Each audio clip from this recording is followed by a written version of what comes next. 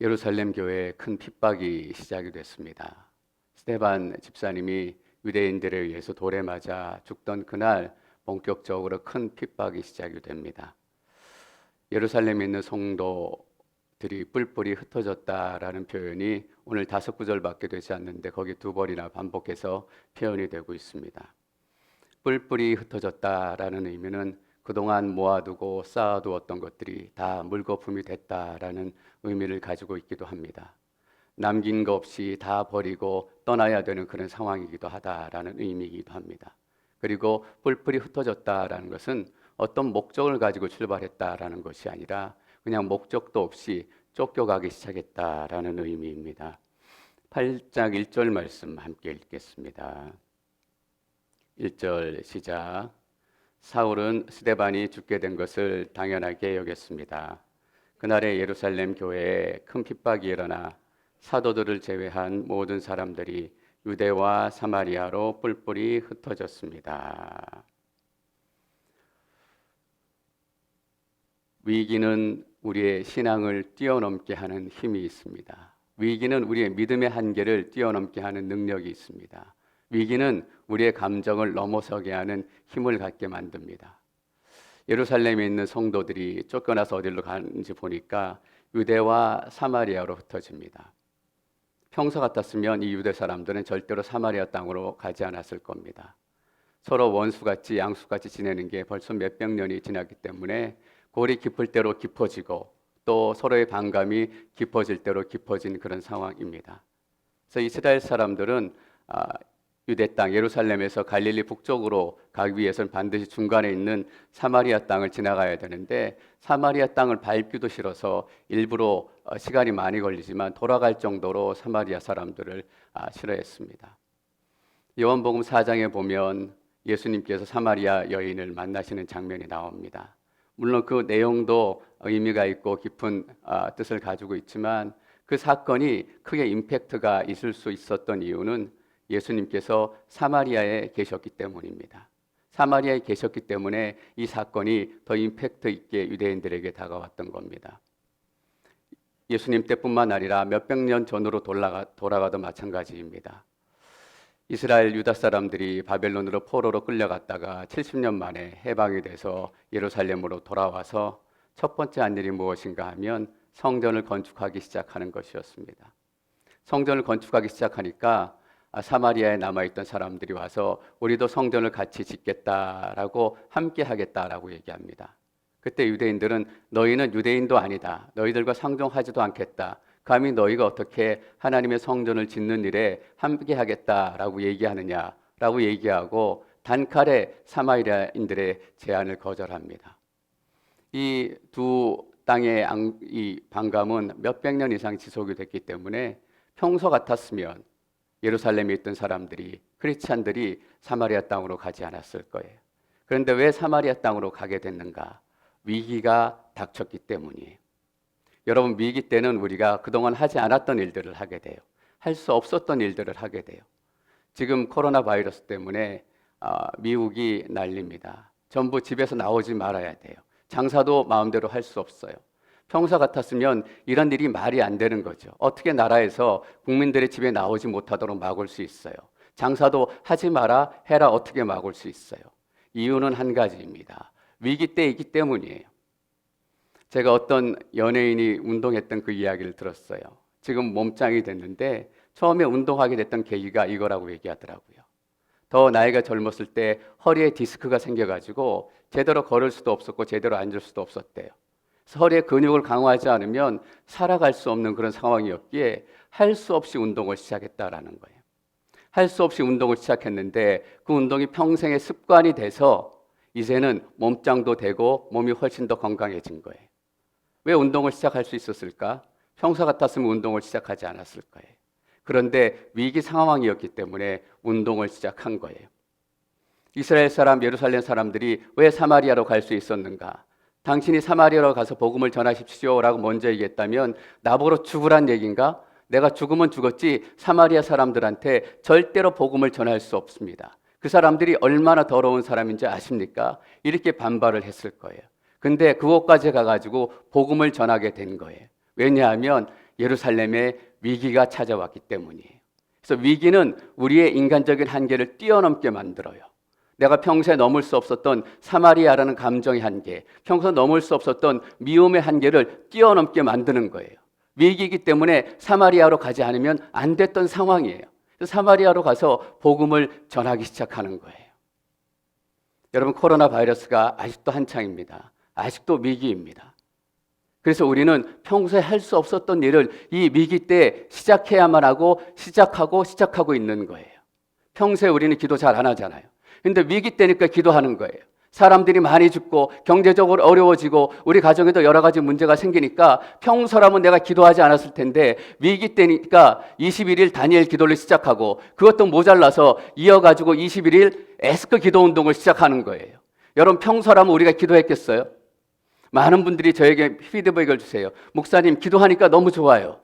맞아요. 그전에는 몰랐다고요. 기도하는 법을 모르는 것이 아니라 기도하지 않았어요. 평소에 위기도 없고 아무런 문제도 없었기 때문에. 근데 위기가 닥쳐오니까 평소에 기도할 수 없었던 나의 게으른 영적인 습관을 뛰어넘고 기도하기 싫다, 이 게으름을 뛰어넘고 기도가 나타나기 시작하는 거예요. 그래서 위기는 우리의 삶을 바꾸는 능력이 있어요. 위기니까 가족들이 모여 있잖아요. 평소에 가족들이 다 집에 모여 있어요. 위기니까 집에 나갈 수 없으니까 학교 가던 학생들도 집에 있고 직장 나가던 남편도 집에 있고 또 볼일 보러 나가던 아내도 집에 있고 정말 얼마 만에 온 식구들이 다 집에 있는지 몰라요. 평소 같았으면 어떻게 그런 일이 있겠어요. 위기니까 모여 있는 거잖아요. 그래서 모여 있어서 오랜만에 가족들과 좋은 시간을 보내고 남편한테도 반찬 맛있는 거 해주고 밥도 더 맛있게 지어주고 남편은 오랜만에 집에 있으니까 아내 안마도 좀 해주고 아이들과 더 많은 시간들을 나누고 위기니까 그런 일들이 일어나는 거예요. 평소 같았으면 가정의 회복이 일어날 수 없었겠지만 그런 시간을 보내면서 가정이 회복되어져 나가는 그런 소식들이 들려지기를 소망합니다. 위기라서 시작되는 거예요. 위기는 그래서 우리의 인생을 새롭게 만들어요. 1절 말씀 다시 한번 읽을까요? 1절 말씀 다시 한번 읽겠습니다. 시작. 사울은 스데반이 죽게 된 것을 당연하게 여겼습니다. 그날 예루살렘 교회에 큰 핍박이 일어나 사도들을 제외한 모든 사람들이 유대와 사마리아로 뿔뿔이 흩어졌습니다. 유대와 사마리아로 뿔뿔이 흩어져서 복음을 증거하기 시작했습니다. 우연히 생긴 일 같아요. 쫓겨간 사람들, 흩어진 사람들에게는 아무 대책 없이 우연히 생겨난 일 같아요. 근데 여러분, 절대로 그렇지 않습니다. 사도행전 시작하면서 1장 8절에서 뭐라고 기록되어 있습니까? 예수님께서 제자들에게 말씀하시잖아요. 성령이 너희에게 임하시면 너희가 권능을 받고 뭐라고 이어져요? 예루살렘과 유대와 사마리아와 온 땅 끝까지 유대와 사마리아로 흩어진 건 어쩌다 일어난 일이 아니라는 거예요. 여러분, 우리가 무엇을 할 수 있습니까? 하나님께서는 위기 속에도 계획을 가지고 계신다라는 거예요. 여러분, 쫓겨가고 싶어서 쫓겨간 사람이 어디 있겠어요? 흩어지고 싶어서 흩어진 사람 어디 있겠어요? 사울이 쫓아오고 유대인들이 쫓아오니까 할 수 없이 모든 것 다 버리고 갓난아이 가슴에 품고 머리에 이불 하나 들러매고 할 수 없이 다 도망친 거예요. 내가 무엇을 할 수 있을까? 내가 어떤 것을 새롭게 시작할 수 있을까? 절망과 고통과 눈물 가운데서 정들었던 집과 고향을 떠나는 거잖아요. 그들에게 무슨 계획이 있었겠어요? 전도 훈련을 받은 것도 아니고 목사님이 특별히 안수하고 그들을 파송한 것도 아니에요. 아무 계획도 없었어요. 그러나 여러분, 기억하십시오. 하나님께서는 위기 속에서도 하나님의 계획을 계속 이루어 가십니다. 인도에 있는 교회 얘기 하나 해드릴까요? 인도에는 더 강력하게 락다운, 사람들이 집에서 나올 수 없는 그런 상황이 시작이 됐습니다. 당연합니다. 의료 체계도 약하고 여러 가지 시설들이 연약하기 때문에 병이 확산되면 고칠 수 있는 그런 길들이 더 어렵습니다. 그러니까 더 철저하게 락다운을 시켜서 사람들을 못 나오게 하는 거예요. 그러니까 인도의 교회들도 할 수 없이 온라인으로 예배드리기 시작했어요. 인도가 세계에서 기독교 핍박이 빠르게 커지고 있는 나라 중에 하나예요. 근데 평소에 한 100명도 안 되는 교회가 온라인으로 할 수 없이 예배를 시작했는데 온라인으로 예배를 시작하니까 그 예배를 시청하는 사람이 700명인 거예요. 여러분, 800명이 어디서 왔겠어요? 그동안 숨어서라도 복음 한번 들어보고 싶다. 내가 보이는 곳엔 찾아가서 예배 드리지 못하지만 내가 저 목사님의 메시지 한번 들어보고 싶다. 복음이 어떤 것인지 한번 경험해 보고 싶다. 이렇게 마음에 숨기고 있었던 사람들이 기회는 이때다라고 온라인으로 시청하기 시작하는 거잖아요. 그리고 어떤 교회는 온라인 예배를 시작했는데 300%가 늘었대요. 시청하는 사람들이. 남미에서도 잘 보고 있다고 전화가 오고 아프리카에서도 같이 예배드리고 있다고 전화가 오고. 여러분, 그 교회들이 평소에 어떤 기도했는지 아세요? 하나님, 우리 교회의 영적인 지경을 넓혀주십시오. 우리 교회 사역의 지경을 넓히게 해주시고 이 복음을 전할 수 있는 길들을 열어주십시오. 인도는 갈수록 크리스찬에 대한 핍박이 커지고 있고 우리의 생존 자체도 힘이 든 상황이지만 우리가 하나님의 은혜로 복음을 전할 수 있으면 좋겠습니다. 사람들은 모르는 거예요. 그 교회들이 그렇게 기도하고 있었다라는 것을. 코로나 바이러스, 세상에는 단순히 핍박인 것 같고 어려움인 것 같고 고통인 것 같아요.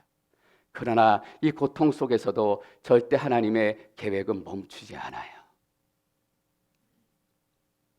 인생은 고난과 눈물의 연속입니다. 인생은 가시밭길, 유행가 가사인 것 같지만 그 말이 우리들 마음에 얼마나 와닿는지 모르겠습니다. 눈물 한 번 안 흘리고 또 아픈 마음 한 번 갖지 않고 인생을 보내는 분들이 어디 있겠어요? 100번으로 울었겠습니까? 1000번으로 울었겠습니까? 셀 수 없을 만큼 마음속으로 울고 마음속으로 고통하고 신음하고 고난이 끄질 날이 없어요. 근데 여러분, 고난이라는 창으로 우리의 인생을 보면 우리 인생은 너무 우울해요. 우리의 인생은 너무 회색빛이라고요. 맨날 하는 얘기가 내 인생은 왜 그렇지? 왜 내 인생은 되는 게 없지? 그렇게밖에 얘기할 수 없어요. 그런데 하나님의 계획이라는 관점에서 보면 이 고난이 달라지는 거예요. 이 고난이 왜 지금 왔을까? 지금 시작됐을까? 코로나 바이러스가 왜 이때 시작이 돼가지고 우리를 이렇게 어렵게 한 것일까? 의미는 다 해석할 수 없을지 몰라요. 그런데 하나님의 계획이라는 관점에서 보면 이 고난의 무게와 가치가 달라지는 거예요. 여러분, 쫓겨가는 것이 좋았던 사람이 어디 있겠어요? 모든 걸 다 내놓고 흩어지는 사람들이 어디 있겠어요? 다른 사람들에게 다 고통이고 어려움이었겠죠. 그러나 그들의 고난의 가치가 달라지는 거예요. 유대와 사마리아와 땅끝까지 이르러 이 고난의 시간을 통해서도 하나님께서는 하나님의 구원의 역사를 멈추지 않고 하나님의 구원의 역사를 계속해서 이루어 가시는 거예요. 저는 여러분 삶 가운데 반드시 소망이 있다라고 믿습니다. 어려운 상황이지만 더 어려운 분들의 소식을 제가 지금 듣습니다. 아유, 저렇게 어려운데 더 어려운 일들이 생겨서 어떡하나. 그 고난만 보면 그분의 인생이 불쌍하기 그지없어요. 쯧쯧쯧 어떻게 하다 저렇게 됐나. 그럴 수밖에 없다고요. 그런데 하나님의 계획이라는 관점에서 보면 저 어려움을 통해서도 하나님의 구원의 역사가 이 가정 가운데 이루어지겠구나. 복음의 능력이 이 집안에 임하게 되겠구나. 하나님의 계획이라는 관점에서 보면 그분의 인생이 달라버리는 거예요.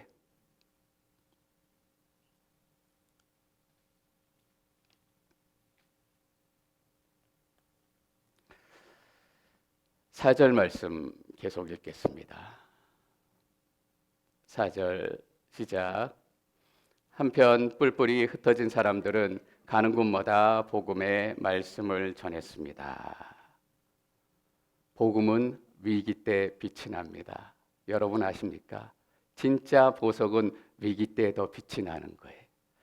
흩어져 가지고 가는 사람들이 가는 곳마다 뭘 했다고 기록이 되어 있어요.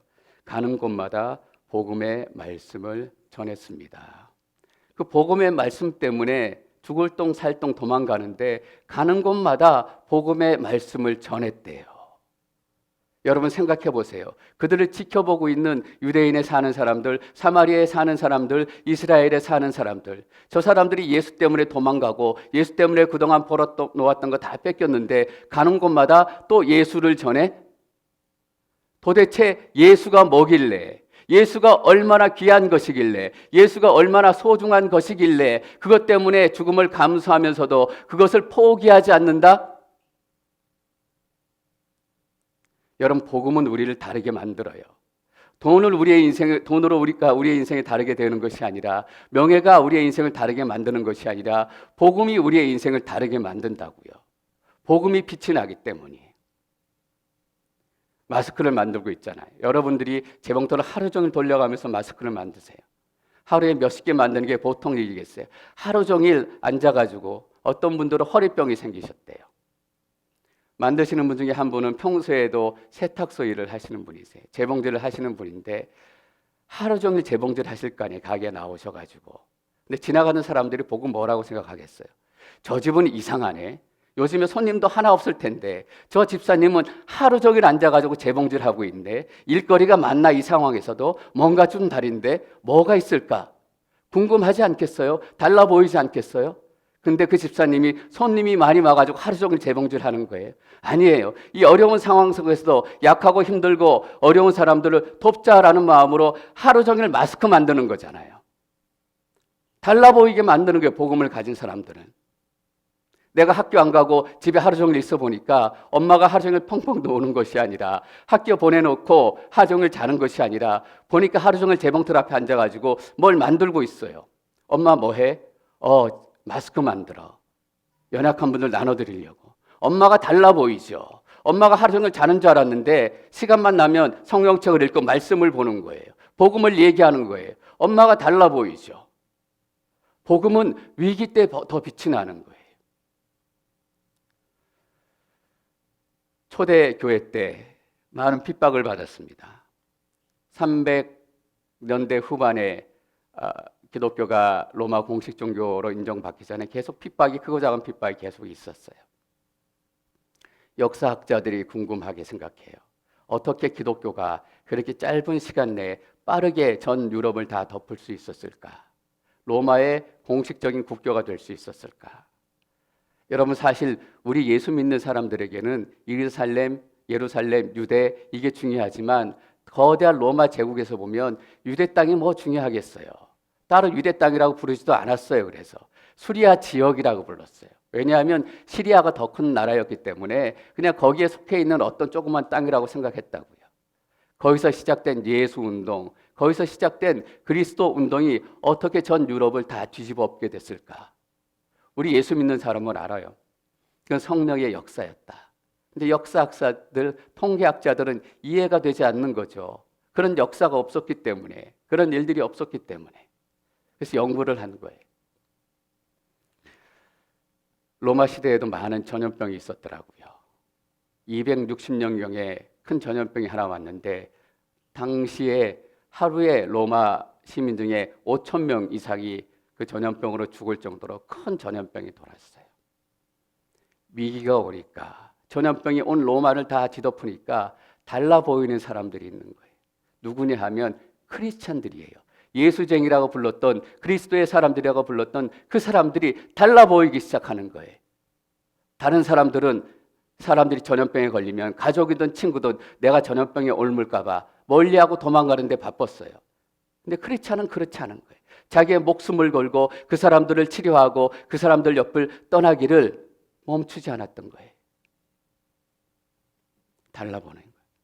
그래서 통계에 의하면 이런 통계가 있대요. 크리스찬들이 있는 공동체, 크리스찬들이 있는 곳에는 같은 전염병이 돌아도 훨씬 더 사망률이 낮았대요. 10%밖에 되지 않았다라는 거예요. 왜일까? 저 사람들이 가지고 있는 비밀이 뭘까? 그래서 그 전염병이 크게 돌았던 250년경에 로마의 크리스찬 인구가 정확하진 않지만 추측에 따르면 120만 명 정도 됐대요. 근데 AD 300년, 단지 50년 만에 몇 명으로 늘어나냐 하면 600만 명으로 늘어나요. 어떻게 그런 일들이 일어났을까? 역사학자들이 분석하는 거예요. 크리스찬들이 그 전염병 시대에 다른 모습을 보여줬기 때문에 복음이 정말 빛나는 것이구나 사람들이 깨닫고 알게 됐다라는 거예요. 여러분, 지금이 복음이 빛나는 때입니다. 알고 계세요? 지금이 교회가 빛나는 때입니다. 저는 이 마스크 만드는 일이 아무 일도 아니다. 절대 그렇게 생각하지 않아요. 저희가 처음에 조그만 일로 시작했지만 이 마스크 만드는 일을 통해서 성도님 한 분 한 분, 교회가, 그리고 세상이 교회가 어떤 것인지 저는 깨닫게 될 줄 믿습니다. 저희 성도님이 연락해 주셔서 나바호, 조지아에 있는 인디안 보호구역이 있어요. 거기 있는 인디안 어떤 분이 연락을 주셨더라고요. 우리가 지금 코로나 바이러스가 너무 확산이 되고 있는데 무대책입니다. 방법이 없습니다. 마스크도 없고, 그러니까 마스크를 좀 보내주셨으면 좋겠습니다. 우리는 평소에도 잘 살아야 합니다. 그런데 더 잘 살아야 할 때가 바로 이때라고 믿습니다. 복음은 위기 때 빛이 나는 것입니다. 5절 말씀 계속 읽겠습니다. 5절 시작. 빌립은 사마리아에 있는 그리스도를 전했습니다. 여러분, 위기 때 진짜 복음의 능력이 나타납니다. 위기는 우리가 복음의 능력을 경험하게 하는 거예요. 다 예수 믿고 다 복음을 경험했던 사람들이에요. 빌립이 사마리아 가서 예수를 증거하기 시작했어요. 예수를 증거하기 시작하니까 어떤 일이 나타났냐 하면 온 도시에 큰 기쁨이 임했다라고 이어지는 구절을 기록하고 있어요. 귀신이 떠나가고 사람들이 예수 그리스도의 말씀을 기쁨으로 들었다라고 기록이 돼 있어요. 이전에 이런 거 몰랐다고요. 위기가 없으니까 예루살렘 교회에 서로 나눠 쓰고 서로 부족한 사람이 없고 병이 났고 이것으로 만족했던 거예요. 땅끝까지 복음을 전해라 라는 말씀을 들었지만 그냥 복음을 전해야지, 때가 되면 기회가 있으면 전해야지, 어떻게 되겠지라고 생각하고 있었던 거예요. 근데 위기가 닥쳐가지고 할 수 없이 나아가서 복음을 실제로 증거하기 시작하니까 어떤 일이 나타나요? 아, 이게 복음의 능력이구나, 이게 복음의 파워구나, 내가 예수 증거해도 사람들이 믿을까? 늘 우리 두려움이 있잖아요. 근데 쫓겨가지고 예수 증거해보니까 예수를 믿는 거예요. 내가 기도한다고 귀신이 떠나갈까? 할 수 없이 옆에 있는 사람이 당신이 교회 다니니까 손 얹고 기도해 주십시오라고 부탁해서 할 수 없이 손 얹고 기도했는데 귀신이 떠나가는 거예요. 기도하니까 능력을 경험하고 복음을 전하니까 복음의 능력을 경험하게 되는 거예요. 이전에는 경험할 수 없었어요. 이제는 우리 삶 가운데 없었던 능력이라는 거예요. 근데 위기가 찾아오니까 우리가 세상 속으로 나아가고 사람들 속으로 나아가고 그러니까 복음의 능력을 경험하기 시작하는 거예요. 요즘에 학자들이 논의하는 게 바로 이거더라고요. 많은 사람들이 노멀 라이프, 이전으로 돌아가자라고 얘기하지만 이전과 같은 세상은 오지 않을 거다. 이전과 똑같은 세상은 오지 않을 거다라고 진단을 하고 있어요. 여러분, 우리가 인사로 악수하잖아요. 우리가 얼마 더 있어야 서로 악수하고 인사할 수 있을까? 기분 좋을 때 하이파이브 하잖아요. 얼마나 시간은 더 지나야 우리가 하이파이브 할 수 있을까? 우리가 사랑하는 사람들 만나면 서로 안고 허그하잖아요. 얼마나 시간이 더 지나야 우리가 서로 안고 허그할 수 있을까? 얼마나 시간이 더 지나야 이 성전에 모여서 서로 불안해하지 않고 두려워하지 않고 한 사람이 기침하면 이렇게 쳐다보고 그렇지 않고 편안하게 예배드릴 수 있을까? 코로나 바이러스 때문에 많은 회사에서 재택근무를 시작했습니다. 재택근무를 시작해보니까 회사들이 깨닫게 되는 게 있다라는 겁니다. 재택근무해도 되겠구나. 해도 회사가 돌아가는구나. 그래서 전문가들은 이 코로나 바이러스가 끝나도 회사들마다 최소한 일주일에 한 번, 두 번 정도는 재택근무하는 회사들이 많이 생기게 될 거다. 이전과 똑같은 시대는 돌아오지 않아요. 여러분, 회사 다니는 사람들이 일주일에 한 번, 두 번 회사 출근하지 않고 집에 있다라고 생각해 보세요. 그 회사 앞에서 장사하고 있던 사람들, 이전과 같은 매출은 돌아오지 않아요. 일주일에 하루가 빠지는데, 일주일에 이틀이 빠지는데 이전과 같은 세상은 돌아오지 않아요. 많은 것들이 변하게 될 거예요. 근데 여러분, 변하지 않게 될 것이 딱 하나 있습니다. 뭐냐 하면 복음의 능력입니다. 이 복음의 능력은 코로나 바이러스가 왔다가도 100번이 왔다가도 이 복음의 능력은 절대로 변하지 않습니다. 변하는 건 뭐냐 하면 우리의 경험뿐이에요. 누가 복음의 능력을 더 경험하느냐, 누가 복음의 파워를 지금 경험하느냐. 여러분, 복음의 능력이 줄었다, 커졌다 이래요? 아닙니다. 복음의 능력은 언제나 충만하게 차 있습니다. 그러나 누가 이 복음의 능력을 경험하는가, 이 복음의 능력을 제대로 경험하는가. 제가 요즘에 여러 가지 사역들을 좀 찾다 보니까 에브리 캠퍼스라는 사역이 있더라고요. 에브리 캠퍼스라는 사역은 뭐냐면 캠퍼스, 대학의 복음화를 마음에 품고 연합으로 사역하는 사역 단체더라고요. 각 대학에 기도하는 사람들을 세워서 또 학생들을 통해서 예수 그리스도를 증거하고 대학의 복음화를 위해서 조금씩 기도하고 나아가는 그런 단체더라고요. 그런데 이 에브리 캠퍼스라는 단체가 사역하는 방법이 이겁니다. 제일 처음 뭐 하냐면 그 믿음의 학생들을 세워가지고 프레이어 워크, 저희가 땅 밟기 기도라고 얘기하죠. 캠퍼스를 돌아다니면서 땅을 밟고 기도하는 거예요. 기도하고 하나님, 이 대학이 복음으로 변화되게 도와주십시오. 음란과 섹스와 여러 가지 마약과 이것으로 가득 차 있는 이 캠퍼스가 복음으로 예수 그리스도의 보혈로 가득 차게 해주십시오. 이렇게 기도하면서 캠퍼스를 걷는 거예요.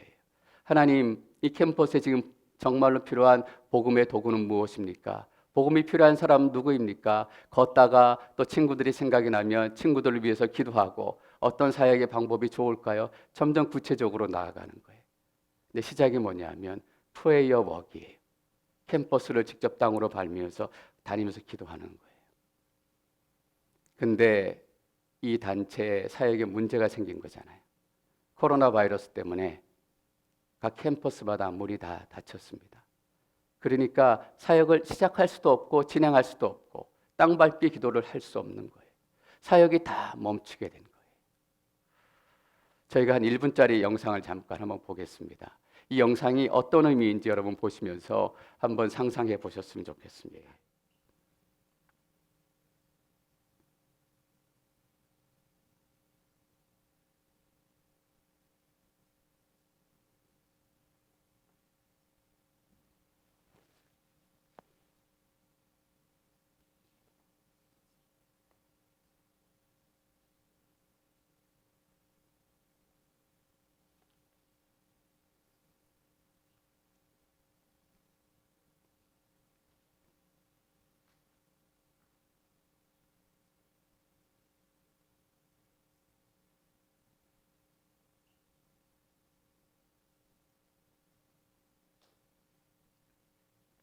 예, 여러분 어떤 영상으로 보이십니까? 구글 맵을 켜가지고 어떤 대학을 찍어서 대학을 찾아가는 그런 영상입니다. 길을 찾고 있는 걸까요? 대학을 찾기 위해서 구글 맵을 열었던 건 맞아요. 근데 이상한 게 있죠. 열어서 대학까지 가가지고 대학을 찾았는데 거기서 멈추는 것이 아니라 대학교의 내부 사진들을 계속해서 클릭하며 돌아가고 있어요. 여러분 뭔지 아세요? 발로 그 땅을 밟을 수 없으니까 그 대학을 찾아가서 그 사진들을 보고 구석구석 내 마음으로 눈으로 프레이어 워크를 하고 있는 거예요. 야, 저는 이게 복음의 능력이다라고 믿습니다. 평소에 생각하지도 못했던 거예요. 저는 이 프레이어 워크를 하고 있는 학생들의 그 마음을 한번 상상해 봤어요. 평소에도 땅을 밟으며 그 캠퍼스를 위해서 기도했을 거예요. 근데 사진을 클릭하며 하나하나 캠퍼스를 보는 순간 복도를 보고 강의실을 보고 이 사진들이 걸려있는 그것을 보는 거 더 평소보다 자세히 봤을 거라고 믿어요. 제가 한번 해보니까 평소보다 더 자세히 보게 되더라고요. 더 자세히 보고 평소보다 더 자세히 기도하게 되고 평소보다 더 간절히 기도했을 게 분명해요. 하나님, 내가 육신의 발로는 저 땅을 지금 밟을 수 없지만 내 영적인 눈으로, 영적인 마음으로 저 캠퍼스를 밟고 기도합니다. 저 캠퍼스가 복음화가 되게 도와주십시오. 코로나 바이러스가 지나가고 저 캠퍼스의 학생들이 가득 찰 때 그때는 믿음의 사람들로 가득 차기를 기도하며 나아갑니다. 하나님, 저 캠퍼스를 바꿔주십시오 라고 기도하지 않겠어요? 복음의 능력이 나타나는 거예요. 평소에 우리 알지 못했던 이 복음의 능력이 평소에 하지 않았던 우리 행동을 통해서 복음의 능력을 경험하는 거예요. 그 기도하는 학생들이 가장 먼저 복음의 능력, 기도의 능력을 저는 경험한다라고 믿습니다. 이전에 경험하지 못했던 뜨거운 마음, 복음을 향한 열정이 먼저 그 가슴 가운데 시작이 됐을 거예요. 그래서 저희 앵커리지의 대학들을 찾아봤어요. 알래스카의 대학들을 찾아봤습니다. 몰랐는데 알래스카에 대학교가 13개나 있더라고요. 앵커리지 대학, 페어뱅스 대학, 페어뱅스 주노, 브리스톨 베이 13개나 대학이 있더라고요. 13개 대학이 있는데 놀라지 마세요. 13개 대학이 다 이 프레이의 워크로 다 예약이 다 차 있는 거예요. 우리는 몰랐지만 젊은 학생들이 믿음을 가지고 알라스카에서 이 대학 하나하나를 놓고 기도하고 있었던 거예요. 다음 세대가 소망이 없다? 여러분, 다음 세대가 왜 소망이 없습니까? 우리 삶에 소망이 없고 우리가 기도하지 않으니까 다음 세대에 소망이 없는 것처럼 느껴지는 거예요. 기도하는 사람들은 알아요. 다음 세대에 소망이 있고 다음 세대에 놀라운 영적인 부흥이 일어날 것이라는 걸. 하나님께서 그 놀라운 영적인 부흥을 예비하고 있다는 것을 기도하는 사람은 알아요. 기도할 때 마음이 뜨거운데, 기도할 때 절망이 아니라 하나님 주신 소망이 시작되는데, 여러분이 캠퍼스를 품고 기도하는 학생들이 있어서 더 예약이 차지 않는 거예요. 13개 대학에 컴플리티드, 완료됐다. 기도가 다 끝나고 나면 기도했다라고 체크해요. 알라스카 13개 대학만 있는 줄 아세요? 미국 전역적으로 4,000개 대학이 이미 다 예약이 다 찼어요.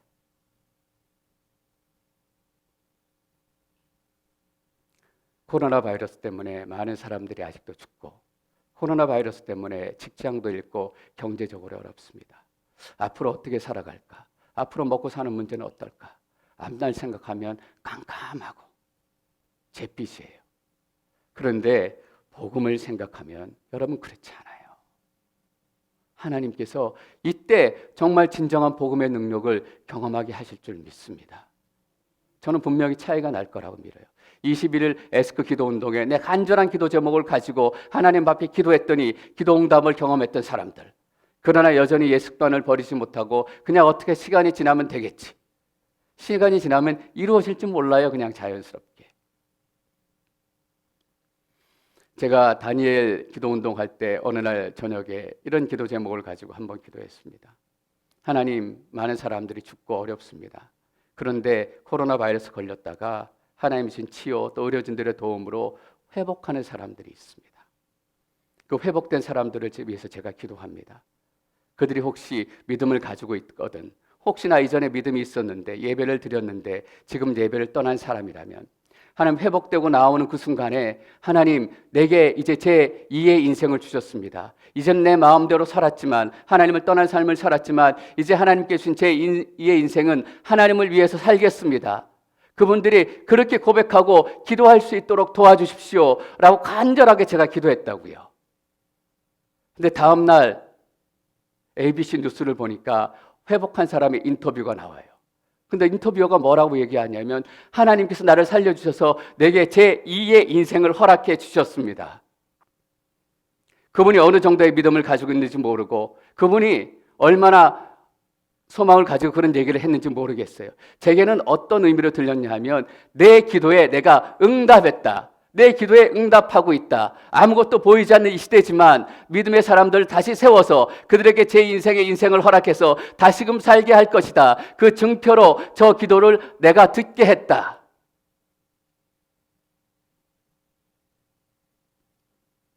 여러분, 절대로 코로나 바이러스 이전과 같은 시대는 돌아오지 않습니다. 왜냐하면 교회가 달라져 있을 것이기 때문이에요. 여러분들의 기도가 달라져 있을 것이기 때문이에요. 저는 사실 이 기간을 지나면서 막 설레는 마음이 있어요. 걱정도 되고 염려도 되고 성도님들의 아픔을 생각하면 그런 마음도 있지만 또 한편에서는 영적으로 막 설레요. 얼마나 하나님께 새로운 일들을 행하실까?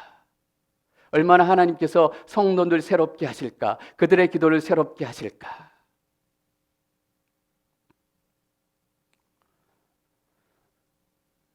위기 때 우린 진짜 복음의 능력을 경험하게 될 줄 믿습니다. 전 여러분의 똑같은 삶이 리핏되기를 원치 않습니다. 저도 마찬가지예요. 박재영 목사도 이전처럼 나약하고 연약하고 힘이 없고 이런 목사가 아니라 복음의 능력을 경험한 목사가 될 줄 믿습니다. 사도행전 11장 말씀 함께 읽겠습니다. 11장 19절에서 21절 말씀입니다. 19절 시작. 그 무렵 스데반의 일로 인해 핍박을 받아 뿔뿔이 흩어진 사람들은 페니키아, 키프로스 그리고 안디옥까지 건너가 유대 사람들에게만 말씀을 전하고 있었습니다. 그런데 그 가운데 키프로스와 구레네 출신인 몇 사람은 안디옥으로 들어가 그리스 사람들에게도 주 예수의 복음을 전하기 시작했습니다. 주의 손이 그들과 함께 하셔서 많은 수의 사람들이 믿고 주께 돌아왔습니다. 유대와 사마리아와 땅 끝까지 이르러 19절에 뭐라고 시작되어 있냐면 그 무렵 스데반의 일로 인해 핍박을 받아 뿔뿔이 흩어진 사람들. 그들은 아무 계획 없이 뿔뿔이 흩어졌지만 하나님께서 그들 가운데 계획을 가지고 계셨습니다. 21절에 여러분 결론 보십시오. 주의 손이 그들과 함께 하셔서 많은 수의 사람들이 믿고 주께 돌아왔습니다. 여러분, 이 시기는 바로 이런 시기입니다. 우리가 세상의 빛으로, 교회가 세상의 빛으로 살아가게 되면 많은 사람들이 예수 그리스도의 소식을 듣고 보고 주께 돌아오는 역사가 나타나게 될 줄 믿습니다. 여러분, 복음의 능력을 경험하시고 복음의 능력을 믿으시기를 축원합니다. 복음이 이 땅의 유일한 소망입니다.